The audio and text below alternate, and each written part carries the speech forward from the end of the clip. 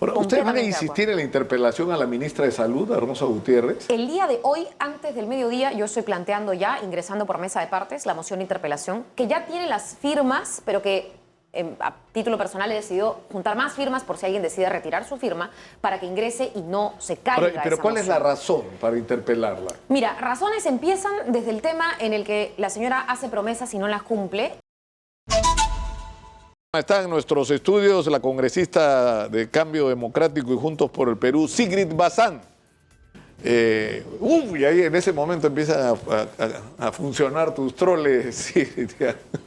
¿Cómo estás, Nicolás? ¿Qué tal? Buenos días. Bienvenida. Vamos a hablar otra vez del Congreso de la República y de lo que se acaba de denunciar. El Congreso desembolsó miles de soles en frigobares y pizarras de vidrio templado para las oficinas de los congresistas. ¿Nos explicas cómo es esto? ¿Quién decidió esto? ¿Qué? Mira, es extraño, hay un montón de cosas que siento que se quedan en el ámbito de algunas bancadas, de la mesa directiva. Yo te contaba antes, durante la pausa, que yo compré una alfombrita para que la mesa que he puesto, que también la traje yo, no malograra el piso, ¿no es cierto? Y hay oficinas y oficinas, pero por ejemplo entiendo que de esos gastos que tú mencionas, hay algunos que podrían diferenciarse de otros. Y lo digo no en aras de defender a nadie, pero lo digo porque una cosa es un frigobar, una cosa es una pizarra templada de vidrio y otra cosa muy distinta es, por ejemplo, una reparación. Yo tengo mi oficina en Hospicio, que es es un inmueble muy antiguo.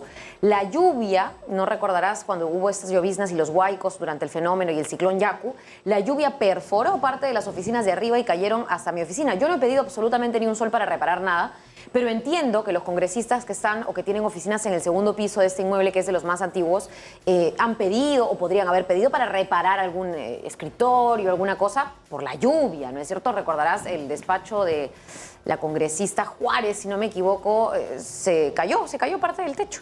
Entonces yo entiendo que hayan algunas refacciones, pero de ahí ya a ciertos gustitos, yo creo que todos los congresistas pueden, dar de la suya para ese tipo de acomodos, ¿no? O comodidades, como se diría. Pero más esto, hay que decirlo, esto lo denunció ayer el programa periodístico Panorama, ¿no? Y lo que llama la atención es esta especie porque son dos cosas acá, ¿no? Esta desconexión con el sentimiento que tiene la inmensa mayoría del país con respecto al Congreso, donde la gente pues a duras penas está resolviendo su sobrevivencia con la justa que le alcanza para cerrar la semana y ven la ostentosidad, por si existe la palabra, de los congresistas, ¿no? O sea, ¿cómo es posible pero además este manejo absolutamente irresponsable de los recursos públicos, como si fuera su plata, como si ser congresista fuera una manera de acceder a una serie de privilegios y beneficios, ¿no? Correcto. Como te decía, no todos los casos son iguales. Hay una congresista de mi bancada que ha sido nombrada en ese reportaje en particular y yo creo que ahí no debiera estar en el mismo saco, porque además ella solicita un presupuesto para unos recuerdos que ella misma realiza a la Cámara de Comercio de su región, ¿no es cierto? Pero cosas muy distintas son gollerías propias para beneficio personal, esto de las refris o de las cositas. Y te lo digo, Nicolás, porque sí me parece importante que se sinceren y se transparenten cómo se hacen estos gastos, ¿no? ¿Qué facilidades tienen de repente algunos congresistas? Evidentemente no las bancadas que estamos por fuera de la mesa directiva, pero sí algunos con respecto a acceder a estas adquisiciones y que el presidente del Congreso, nosotros hemos intentado en algún momento presionar para que transparente la información, incluso presentamos una moción de censura cuando hubo uno de los escándalos, digamos, más sonados, se compraron alfombras, ya salió lo del buffet, salieron tantas cosas. Y aún así entendemos que hay una mayoría que está defendiendo esa posición de poder privilegiada que lamentablemente no nos está dejando avanzar como institución y que perjudica muchísimo a la imagen, ¿no?, de la institución. Ahora, Panorama habla también de nuevos desembolsos que se hacen dentro del concepto consumos de centro de costos por mes. O sea, que parte de los honorarios, se ha encontrado un rubro para que no sé qué significa, ¿no? Mira, O sea, hay un presupuesto que los congresistas tienen donde, por ejemplo, yo he hecho alguna actividad y he necesitado sacar flyers, ¿no? Flyers que digan cuál es la comisión, folders para los invitados que digan Comisión de Trabajo como presidente de la Comisión de Trabajo y Seguridad Social y el documento, ¿no?, las impresiones y el documento que se va a abordar en esa reunión. Ese tipo de gastos que son administrativos, que son papelería, evidentemente como en cualquier otro centro de labores, tienen un fondo.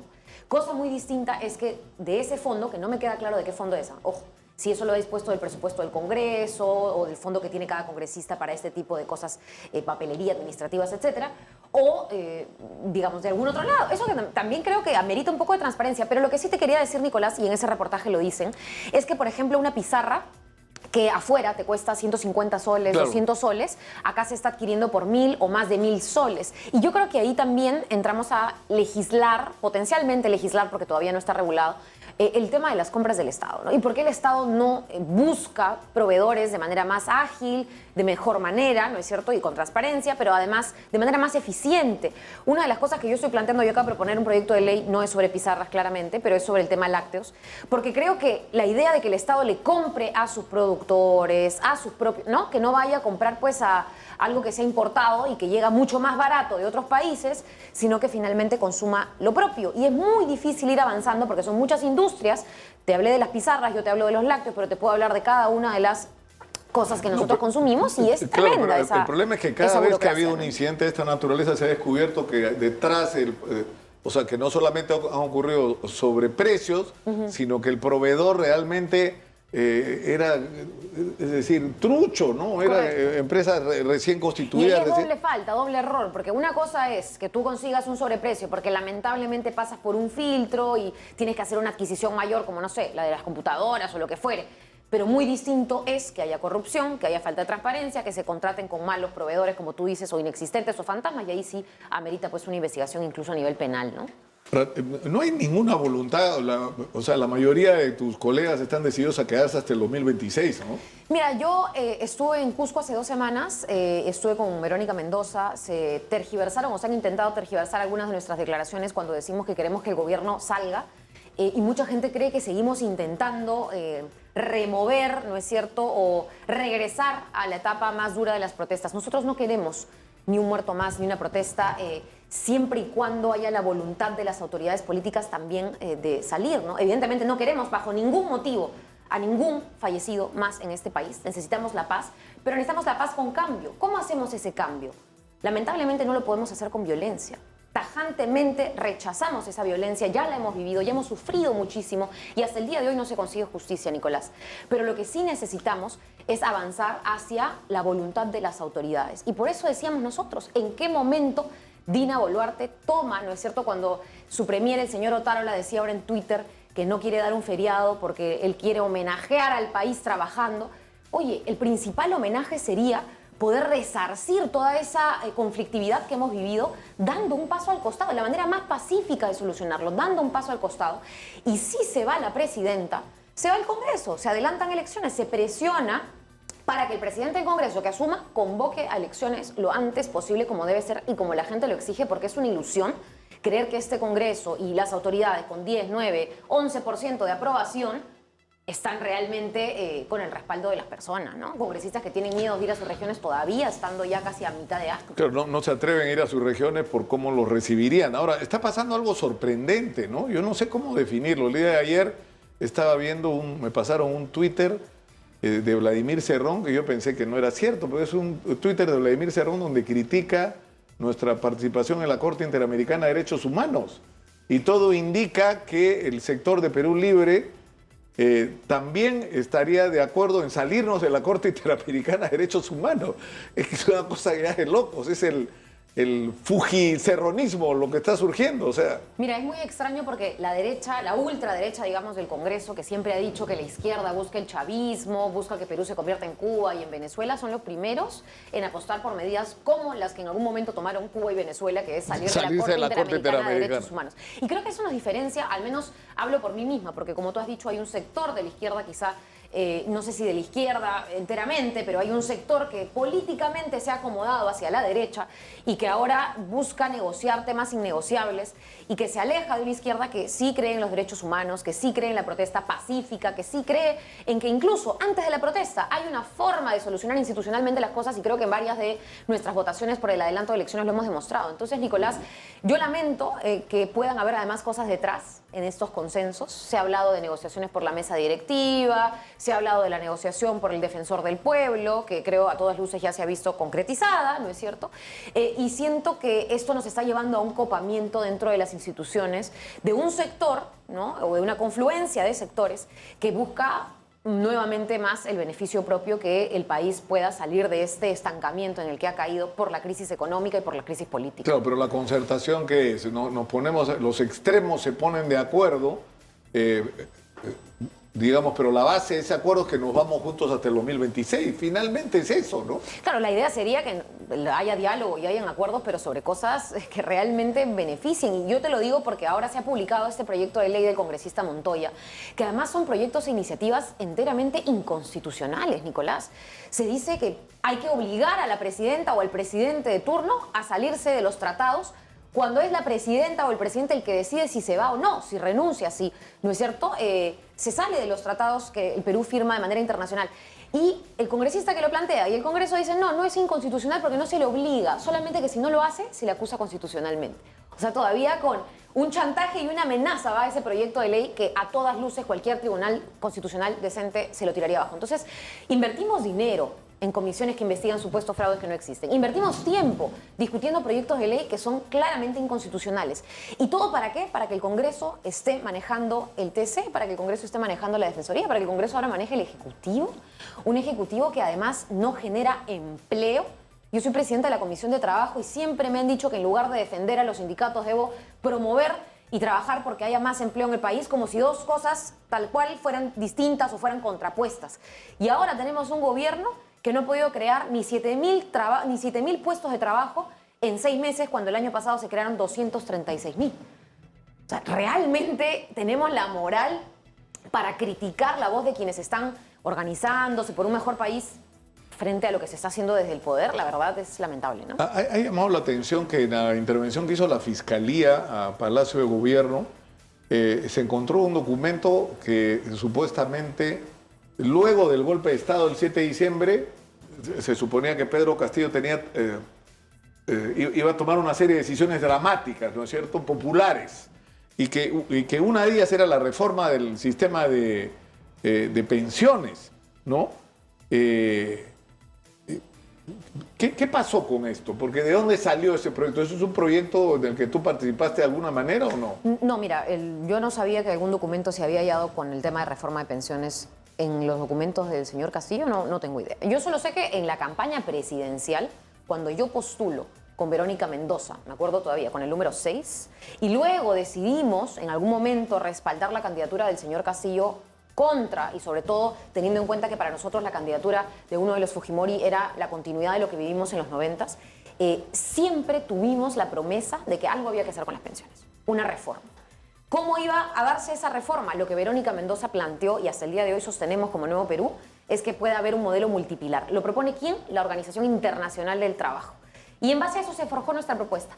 Ahora, en la Comisión de Trabajo se han presentado más de 13 proyectos de ley. Nosotros los hemos dictaminado, los hemos ido discutiendo, se han aprobado, se han realizado mesas de trabajo. La Comisión de Economía también ha tenido varios de estos proyectos de ley como primera comisión, es decir, 2 comisiones discuten los mismos proyectos, y también tiene un dictamen, lo ha presentado, no lo ha votado aún, ¿correcto? Entonces, esta discusión es de mucho tiempo. Se creó una comisión ad hoc, la comisión llamada Omonte, por el apellido de la congresista que la presidió, claro, para evaluar qué se hacía, porque tenemos a una ONP que se está desfinanciando, a una ONP que no está llegando a la gente, y tenemos a 4 AFPs que manejan más del 80% de las pensiones en nuestro país y que te cobran por hacerte perder tu dinero de pensión. Ahora, ustedes no tienen duda a estas alturas, hablando del tema del 7 de diciembre, de la pretensión de Pedro Castillo del golpe de Estado, que eso fue un golpe de Estado, ¿no? Es más, el documento ya se encontró, el documento está ahí. Mira, ¿no? Que dispone el cierre del Congreso y la convocatoria de elecciones para completar el periodo constitucional. El día en el que el señor Castillo decide dar un golpe es el día en el que yo lo veo por televisión atónita, boquiabierta y realmente, no sé qué otro sinónimo decir, sorprendida porque primero que ya habían habido 3 o 2 mociones de vacancias anteriores. Nosotros no sentíamos que la correlación de votos iba a originar una nueva posibilidad de vacancia, pero estaba la siguiente moción ahí. Y se había conversado en algún momento dentro de las bancadas de que el golpe, o más que el golpe, en todo caso, cualquier tipo de socavar el poder legítimo de alguno de los poderes del Estado era inaceptable, ¿no? Entonces, yo lamento todo esto que se está develando ahora, que se va a tener que esclarecer, por supuesto, de acuerdo a la justicia y que se van a tener que hallar los responsables y demás. Pero creo que lo que nos toca es fortalecer nuestras instituciones y hemos perdido al Ejecutivo y hemos perdido, o estamos perdiendo un poco también la legitimidad del Congreso. Entonces ahí yo creo que va a apuntar nuestro trabajo mientras que las autoridades que investigan ¿No te sigan has puesto a investigando. pensar tú que si de repente no hubiera sido mejor para el país que gane Keiko Fujimori? No, Nicolás, en absoluto. Y creo que incluso ahora la señora con el impedimento de salida al país que le han interpuesto desde la Fiscalía, creo con el liderazgo que está teniendo su bancada en el Congreso, el fujimorismo, creo que me reafirmo en que el fujimorismo ¿Hubiera en este sido país, peor un gobierno? Yo creo que hubiéramos acelerado la crisis que hemos tenido. Yo creo que hubiéramos confrontado más al pueblo peruano, a la gente aquí en nuestro país, sobre todo a la gente de regiones que ha sido por mucho tiempo excluida. Y creo que, con todo respeto, porque es una bancada más que integra el Congreso de la República, pero los liderazgos y las voces o las voceros de esta bancada nos dejan mucho que desear con sus proyectos, con sus planteamientos y con sus alianzas, ¿no? Creo que eso ha sido explícito también ahora último en las últimas elecciones para instituciones que hemos tenido. Pero la interrogante, lo digo por lo siguiente, porque está claro que ha sido una enorme decepción para los propios votantes de Pedro Castillo, la performance, por así decirlo, de la izquierda en el gobierno, ¿no? Porque siempre ha habido la idea de que la izquierda es buena para protestar, pero no es buena para gobernar. Es buena para oponerse, pero no para tomar las riendas del país. Pero la interrogante se vuelve vigente nuevamente cuando se dice, ya, usted dice, por ejemplo, hay que adelantar las elecciones, que es un reclamo que según las encuestas tiene la mayoría del país, ¿no es cierto? Que la gente quisiera que se adelanten las elecciones. Pero cuando se plantea la siguiente pregunta inevitable, es donde empieza el desconcierto. Y después de Dina Boluarte, ¿quién? O sea, se convocan nuevas elecciones. ¿Quién va a gobernar el Perú? O sea, ¿en qué partidos podemos confiar? ¿A qué liderazgo le podemos transferir la confianza de que no nos va a volver a traicionar como nos ha pasado? Respóndeme después de la pausa, por favor, Sigrid. Vamos a la pausa, regresamos con más. En los estudios Exitosa, que en el corte comercial me ha dicho que ahora eres de Nuevo Perú. Sí, formalmente inscrita, que es distinto, digamos, a la cercanía que he ido teniendo, sino ya hay un padrón, he firmado el padrón de militantes. Y bueno, el Movimiento Nuevo Perú está peleando por su inscripción también para ser un partido político propio, con una inscripción propia, que le permita también tener una negociación mucho más estratégica por sobre cualquier eventual candidatura. Con eso ya me estás contestando la pregunta que yo hice. Y después de Dina Boluarte, ¿quién? Y tú dices, ¿qué? ¿Verónica Mendoza? Mira, yo creo que el Nuevo Perú, claro, Verónica Mendoza siendo la ex candidata presidencial y una de sus figuras más sobresalientes, pero creo que siempre se ha manejado de manera muy democrática. Hay muchos liderazgos en el Nuevo Perú, además de la compañera Verónica Mendoza. Yo nunca he querido decir el partido ¿no? Pero sí queremos una inscripción y queremos apostar. El día de ayer te contaba, estaba en Huaycán. Y Huaycán es uno de los ejemplos, por cierto, de uno de los gobiernos municipales exitosos, de una comunidad autogestionaria exitosa, de un plan de desarrollo urbano que permitió, ¿no es cierto?, Frijolito Barrantes en su época, allá en el 84. Entonces, sí siento que hay posibilidades de retomar lo bueno y avanzar hacia una unidad, pero donde también hayan cosas no negociables, donde haya reglas claras y donde desde el Nuevo Perú podamos construir, ¿no? Es lo que estamos haciendo ahora. Claro, buscar una alternativa, digamos. Claro, pero ¿qué va a hacer esto? Porque hay como un hartazgo en la sociedad con respecto a la polarización entre la izquierda. La gente está harta de la izquierda y de la derecha y siente que nadie los representa como debería y que nadie habla de los problemas reales de la gente. Y al final, por ejemplo, esto de la nueva constitución, ¿ya qué tiene que ver eso y cómo va a cambiar eso efectivamente la vida de los peruanos? Sí, algo que conversábamos ayer y en general yo he ido evaluando como congresista, es importantísimo abordar las inquietudes o las problemáticas más cercanas a las personas. Entonces, yo sí siento que la izquierda ha fallado en plantearle una agenda a la población, por ejemplo, en temas como la lucha anticorrupción, ¿no? Con propuestas claras. Y que no sean solamente fortalecer la Contraloría, porque incluso dentro de la Contraloría estamos viendo cuestionamientos, ¿no? De igual manera, una agenda contra la inseguridad ciudadana, que si bien pueda parecer, depende más de los gobiernos locales o del Ejecutivo, de todos modos, siempre un partido político debe tener una agenda por sobre ese tema que flagela muchísimos países de América Latina. Y de igual manera, el tema de vivienda, servicios, creo que es un tema gigante que no se ha visto hasta ahora, Nicolás, y te lo comento porque en estos momentos hemos tenido los huaicos, tenemos el tema de dengue, y creo que vivienda y servicios es de los sectores que más nos está faltando. Claro, Y yo tengo un proyecto, perdóname solamente para mencionar, ¿no? Hablamos mucho de la Constitución y correcto, queremos en algún momento transitar hacia una nueva Constitución, pero hay un proceso detrás que me queda claro no va a ser tan corto, no va a ser tan a mediano plazo, pero sí no tenemos a la vivienda como derecho constitucional ni siquiera. O sea, y no queremos hacer esa reforma porque muchas congresistas de derecha decían reformen todo lo que quieran la Constitución, pero no la cambien. Correcto, tenemos hace más de 300 días un proyecto para incluir a la vivienda como derecho en nuestra Constitución y sigue ahí en la Comisión de Constitución para pasar al Claro, Pleno. pero no ha ocurrido que, por ejemplo, en las protestas, o sea, la argumentación, porque hay un componente social en las protestas, ¿no? De descontento con respecto a la cantidad de brechas, como se le llama últimamente, de problemas no resueltos básicos, como este que tú tratas de la vivienda, como el agua, la salud, la educación de calidad, etcétera, el acceso a un empleo digno. Y el argumento que sea es la Constitución del 93, pero discúlpame, el presupuesto de la República ha crecido casi por 6. Y tal vez la principal razón, no tal vez, por la que esos recursos millonarios que han entrado no se han convertido en una vida distinta para la inmensa mayoría de peruanos, ha sido por la ineficiencia y la corrupción del aparato del Estado, no por la Constitución del 93, que tiene muchas fallas y que por supuesto hay que cambiar. Pero tú no puedes decir, no hay agua porque la Constitución del 93, no hay agua porque se robaron la plata, porque no hay planes, porque el aparato del Estado es absolutamente ineficiente y corrupto. Mira el caso de vivienda, como al que tú estás citando. ¿Por qué no hay vivienda popular? Porque se han estado tirando la plata. Así es. Junto con el Ministerio de Transportes y Comunicaciones, que son dos ministerios que manejan muchísimos recursos, Nicolás, son ministerios que ven temas fundamentales como la interconexión del país, en el caso de transporte, y vivienda, que es un techo digno para la gente que en el COVID tenía que huir, ¿no es cierto?, de Lima, porque no tenía más cómo encerrarse con 15 personas en un cuarto, y aún así son los dos ministerios con mayores índices de corrupción, ¿no? Bueno, ¿ustedes van a insistir en la interpelación a la ministra de Salud, a Rosa Gutiérrez? El día de hoy, antes del mediodía, yo estoy planteando ya, ingresando por mesa de partes, la moción de interpelación, que ya tiene las firmas, pero que a título personal he decidido juntar más firmas por si alguien decide retirar su firma para que ingrese y no se caiga. Pero ¿cuál es la razón para interpelarla? Mira, razones empiezan desde el tema en el que la señora hace promesas y no las cumple y nos agarra este brote de dengue que se ha convertido ya en epidémico, en donde en solamente medio año tenemos prácticamente el triple de casos que todo el 2017. O sea, es una barbaridad el tema del dengue. Luego, en medio de que yo recolectaba las firmas por la interpelación, tenemos el tema del polio.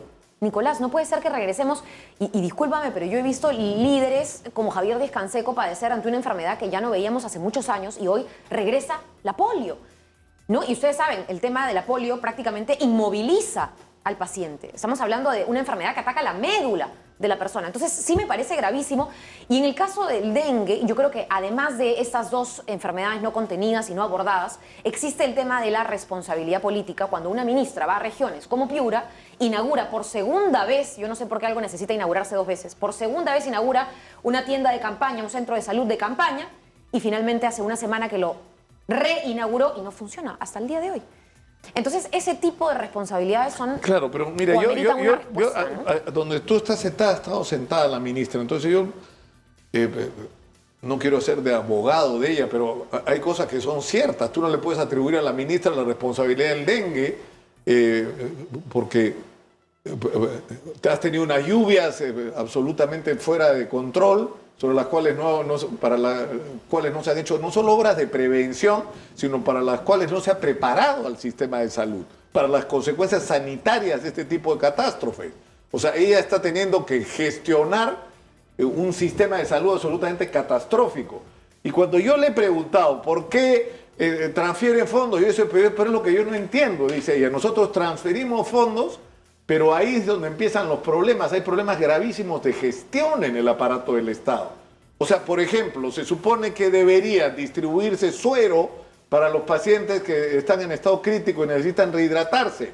Y no, que ese suero era para el CIS. Es decir, tenía suero guardado en almacenes y no lo tenías a disposición de los pacientes. Eso no es una responsabilidad de la ministra, es una responsabilidad de un aparato altamente ineficiente que tienes que cambiar. Correcto, Nicolás, pero yo creo que podemos decir que cada gobierno que va a entrar va a arrastrar los pasivos del anterior. Y eso no puede eximir a que los ministros sean interpelados. En el caso de la ministra de Salud, inaugurar 2 veces un local, que después de la segunda inauguración no funcione una semana luego, que después de eso, ¿no es cierto?, se corra de las conferencias de prensa. Una ministra que además creo que no tiene clara cuál es su función dentro del organigrama, porque si bien ella no es responsable de los virus, de las enfermedades que puedan aparecer, el manejo político, el manejo social que se está haciendo, Ventanilla ha tenido hace menos de un mes su primer muerto, y ni Lima ni el Callao están contemplados en el estado de emergencia que ella también como sector solicita para que PSM acuerde. Entonces, Nicolás, ahí hay varias responsabilidades de claro, hoy, pero eso no no estamos se enfrenta. desde ayer con el Claro, dengue, pero no se estamos enfrenta. desde las lluvias y ya van varios Claro, meses, ¿no? pero no sé. Son más de 131 Tú no le puedes muertos. dar el beneficio de la duda a una persona que está altamente calificada, desde el punto de vista de la calificación, es una persona altamente calificada para la función. Pero ella ha puesto acá temas importantes. Ella ha dicho, por ejemplo, hay más de 54 creo que son hospitales y centros de salud, no centros de salud, hospitales y similares, o sea, instalaciones complejas hospitalarias, que están paradas por litigios arbitrales o legales. Correcto. Y ella dice, hay un proyecto de ley en el Congreso para que se separe lo que es los arbitrajes de la entrega de la obra, que las obras se entreguen, que los hospitales funcionen y que por cuerda separada se maneje el asunto judicial o arbitral. Y que si alguien tiene que pagar en algún momento, pagará, pero que eso no signifique que te ocurra que haya hospitales que la gente necesite que están cerrados y que no están operando. Entonces, eso me parece absolutamente razonable. Y no es una responsabilidad de la ministra, es una responsabilidad, según ella, del Congreso. Correcto. Y con un ejemplo, uno nada más, te voy a responder a eso que dice la ministra, que es totalmente falso. Por más ley que exista, por más iniciativa que el Congreso pueda aprobar, está en las manos del Ministerio de Salud hacer algo por sobre sus hospitales, y el ejemplo es este, el Hospital Nivel 3 de Canto Grande, Nicolás. Ahí hay un terreno de libre disponibilidad y yo misma he ido al Ejecutivo en gestiones anteriores a pedir, por favor, si no lo hace el Ejecutivo, que se convoque a la Municipalidad de San Juan del Lurigancho. Y si no lo hace la municipalidad, armemos una mesa para poder tener la libre disponibilidad del predio que ya es del Ministerio de Salud. Solo necesitan reubicar a los comerciantes. Ya es del Ministerio de Salud y construir ahí el hospital para más de 1,5 millones de personas en San Juan del Lurigancho que lo necesitan. Nada. Ni en el gobierno del señor Castillo, que a duras penas por lo menos nos recibían. Bueno, ya, ok. Pero no se hizo nada en esa gestión y la ministra de Salud tiene olvidado a uno de los distritos más poblados de todo el Perú. Y eso es lamentable porque el Ejecutivo tiene muchísimo que ver con la asignación de presupuesto para estos centros de salud. Y el MEF tiene muchísimo que ver Ahora, y ustedes con han cada noviembre y diciembre que ustedes han discutimos intentado y un priorizamos ese tema. acercamiento, es decir, porque, o sea, una de las cosas que hablamos con la ministra acá es que si no nos juntamos no vamos a empezar a enfrentar los problemas y a resolverlos, y a poner sobre la mesa, ministra, hay este asunto, y juntos, a ver qué puede hacer el Congreso, qué puede hacer el Ejecutivo, qué pueden hacer los alcaldes, los municipios, los gobiernos regionales, porque estamos en una situación realmente, estamos heredando un aparato de salud catastrófico, una falta de presupuesto clamorosa, una falta de personal, bueno, ya todos los problemas los conocemos.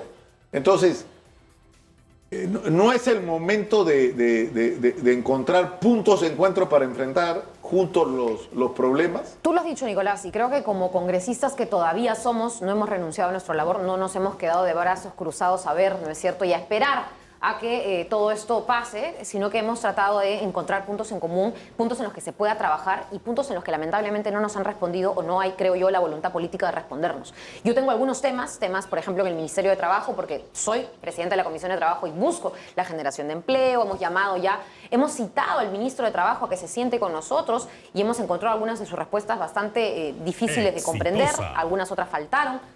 De la misma manera, al Ministerio de Salud yo he oficiado para cada uno de los casos que me llegan de los centros de salud de todo Lima y regiones para que se puedan priorizar. En el tema de presupuesto, se acaba de aprobar hace mes y medio un crédito suplementario por fuera del presupuesto anual, crédito suplementario, para que se incorporen varios temas. Yo fui, Nicolás, ahí en el hemiciclo, cuando fue el ministro de Economía a pedirle, por favor, no se olvide, señor ministro, y lo he conversado también con el ministro de Desarrollo, las ollas comunes. No las ollas de aquí, las ollas de allá. Todas las ollas comunes del país necesitan un presupuesto. ¿Sabes cuánto se asignó? Nada. 0. Un sol. Entonces, ¿qué otro diálogo voy a buscar si incluso cara a cara con el ministro de Economía sentado en el Congreso hay un voy a verlo? Y en la realidad y en la práctica no ocurre absolutamente nada. Y la seguridad alimentaria, perdóname, Nicolás, ante la falta de agua, va a ser el siguiente gran problema que este país atraviesa si no lo está atravesando. Se viene el fenómeno del Niño, está claro. y una de las consecuencias va a ser sanitaria. No va a haber Vamos a comida. tener una catástrofe, no, de salud pública. Correcto, y no se Esto van a del dengue que cultivar estamos cosas para viviendo comer. es nada en relación a lo que vamos a vivir y no estamos preparados y por eso, pero en fin.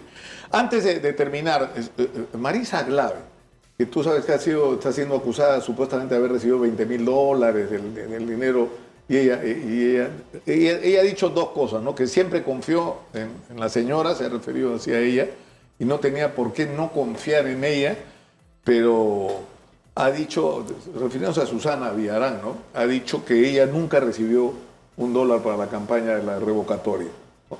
En oposición por el no a la revocatoria. Mira, a mí me hace ruido, Nicolás, que estos casos nuevamente vuelvan a sonar. No digo en el caso de Susana Villarán, pero de repente sí en el caso de Marisa Aglave, después de tantos años que hay ya una investigación. He escuchado incluso, discúlpame, a periodistas, entre comillas, que buscan querer investigarla nuevamente cuando hay una investigación ya en curso. Entonces, mira, yo no voy a decir qué cosas sé y qué no, porque no tengo absolutamente ninguna información. Estas declaraciones, es más, del caso en concreto no he leído ni el expediente ni el archivo en la Fiscalía. Es una investigación particular contra Marisa, pero sí creo que hay una suerte de querer ensañarse con algunos liderazgos, y eso sí me apena, que la política sea o haya llegado a un nivel tal que todo sea ataque y que las investigaciones en realidad se conviertan en una fórmula para agredir potenciales liderazgos, para agredir a mujeres que están, ¿no es cierto?, saliendo adelante, además en sus cosas, porque Marisa hoy en día no es ni autoridad, no es ni candidata absolutamente a nada, y si hay una investigación se tendrá que respetar su investigación, como quienes la tengan,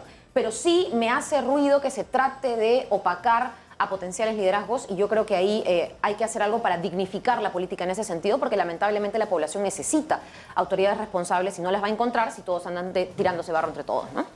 Sigrid Bazán ha estado con nosotros. Muchas gracias. Gracias, Nicolás. Muy gentil, como siempre.